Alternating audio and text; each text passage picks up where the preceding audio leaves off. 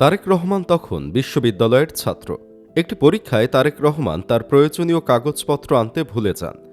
এজন্য ডিউটিরত শিক্ষক তাকে ক্লাসরুম থেকে বের করে দেন। এরপর কি ঘটেছিল সেদিন? তারেক রহমান কি পেরেছিলেন পরীক্ষা দিতে? শিক্ষকের সাথেই বা কেমন আচরণ করেছিলেন তারেক? যে কাহিনী জানলে আপনি অবাক না হয়ে থাকতে পারবেন না। অত্যন্ত আকর্ষণীয় হতে যাচ্ছে ভিডিওটি। বিস্তারিত জানতে ভিডিওটি 1 সেকেন্ডও না টেনে শেষ পর্যন্ত দেখতে থাকুন। ঢাকা বিশ্ববিদ্যালয়ের রাষ্ট্রবিজ্ঞান বিভাগের প্রখ্যাত অধ্যাপক ড রাজিয়া আক্তার বানু বিএনপির বর্তমান চেয়ারম্যান তারেক রহমানকে নিয়ে একটি গুরুত্বপূর্ণ লেখা প্রকাশ করেছিলেন। সেই লেখায় তিনি তুলে ধরেন তারেক রহমানের সঙ্গে তার ব্যক্তিগত জীবনের একটি স্মরণীয় ও চাঞ্চল্যকর অভিজ্ঞতার কথা। অধ্যাপক রাজিয়া আক্তার বানু তার লেখায় উল্লেখ করেন, তারেক রহমানের সঙ্গে তার প্রথম পরিচয় হয়েছিল সাবেক রাষ্ট্রপতি প্রফেসর AQM বদরুদ্দোজা চৌধুরীর বাসায় আয়োজিত একটি সাংস্কৃতিক অনুষ্ঠানে। সে সময় তিনি তারেক রহমানকে চিনতে পারেননি এবং প্রায় ভুলেই গিয়েছিলেন সেই পরিচয়ের কথা।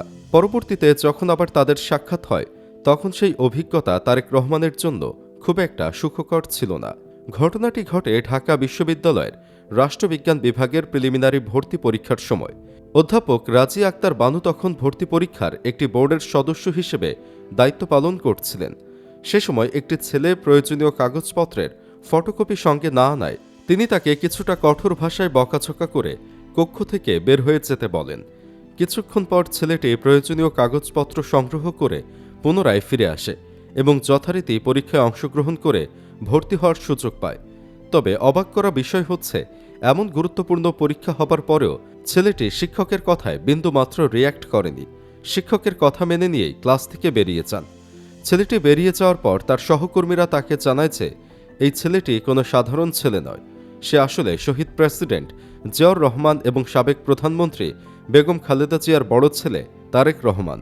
অনেকেই হয়তো ভেবেছিলেন পরিচয় না জানার কারণেই তিনি এমন ব্যবহার করেছেন, কিন্তু অধ্যাপক রাজিয়া আক্তার বানু স্পষ্টভাবে বলেন তিনি পরিচয় জানলেও একই আচরণ করতেন, কারণ তার কাছে সব শিক্ষার্থীর মর্যাদা সমান, কেউ কারো চেয়ে বেশি বা কম নয়।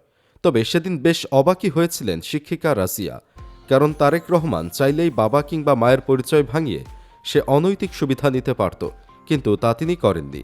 পরবর্তীতে তারেক রহমান তাকে কয়েকটি প্রশ্ন করেছিলেন, যেগুলো তার কাছে যথেষ্ট বুদ্ধিদীপ্ত ও চিন্তাশীল বলে মনে হয়েছিল। তখনই তিনি উপলব্ধি করেন এই তরুণ শুধু একজন রাজনৈতিক পরিবারের সন্তানই নন, বরং তার মধ্যে চিন্তাশক্তি ও সম্ভাবনাও যথেষ্ট ছাপ রয়েছে।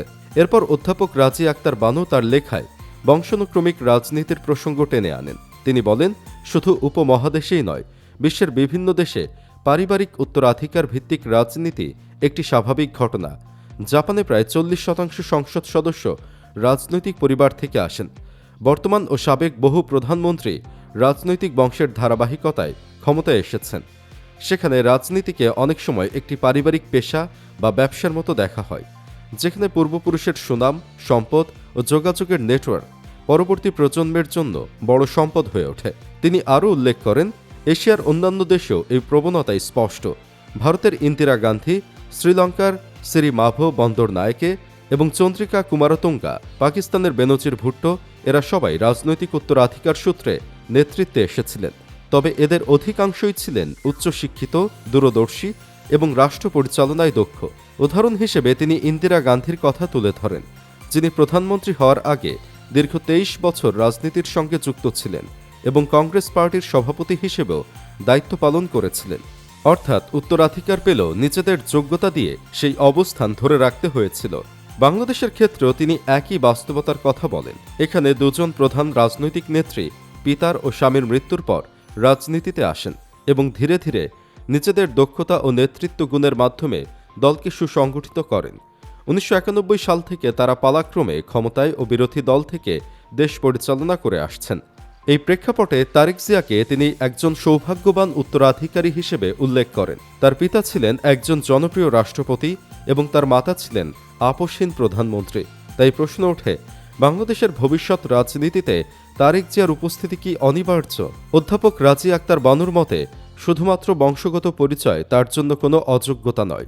তিনি ভারতের রাহুল গান্ধীর উদাহরণ দিয়ে বলেন, রাজনৈতিক পরিবার থেকে আসা মানেই অযোগ্য হওয়া নয়, তবে তারেক জিয়ার ক্ষেত্রে একটি বিষয় তিনি উল্লেখ করেন, অল্প সময়ের মধ্যেই অত্যন্ত গুরুত্বপূর্ণ দায়িত্ব পাওয়ায় দলের ভেতরে ও বাইরে কিছু প্রশ্ন ও বিতর্ক তৈরি হয়েছিল। হয়তো আরও সময় নিয়ে নিজেকে প্রস্তুত করার সুযোগ পেলে তা এড়ানো যেত। তত্ত্বাবধায়ক সরকারের সময় তারেক জিয়ার ওপর যে নির্যাতন চালানো হয়েছিল তা তিনি চরম মানবাধিকার লঙ্ঘন হিসেবে উল্লেখ করেন। কাউকে শারীরিকভাবে ক্ষতিগ্রস্ত করে রাজনীতি থেকে সরিয়ে দেওয়ার চেষ্টা কখনোই গ্রহণযোগ্য হতে পারে না। এর নৈতিক ও সামাজিক মূল্য একদিন সমাজকে দিতেই হবে। অধ্যাপক রাজিয়া আক্তার বানু একজন শিক্ষকের দৃষ্টিভঙ্গি থেকে তারেক জিয়াকে কিছু পরামর্শ দেন। তিনি বলেন, একজন ভালো মুসলমান হিসেবে ন্যায় বিচার ও সততার পথে চলা তার প্রধান কর্তব্য। পাশাপাশি ভালো মন্দ সব কাজের দায়িত্বশীল মূল্যায়ন করাও জরুরি। তিনি মনে করেন, শারীরিক অসুস্থতা থেকে সুস্থ হয়ে উঠলে তারেক জিয়ার উচিত ছিল এই সময়টাকে কাজে লাগিয়ে বিশ্বখ্যাত নেতাদের জীবনী ও রাজনৈতিক দর্শন অধ্যয়ন করা। Nehru, Mandela, George Washington, Abraham Lincoln, Gandhi, Plato, Aristotle, Locke, Rousseau সহ বহু মনীষীর চিন্তাধারা একজন রাজনীতিবিদকে পরিপক্ব করে তোলে। এই ধরনের জ্ঞান একজন নেতার দৃষ্টিভঙ্গিকে চার দেয়ালের মধ্যে সীমাবদ্ধ না রেখে বিশ্বব্যাপী প্রসারিত করে। তা তাকে সংকীর্ণতা থেকে মুক্ত করে সুশাসনের পথে পরিচালিত করে।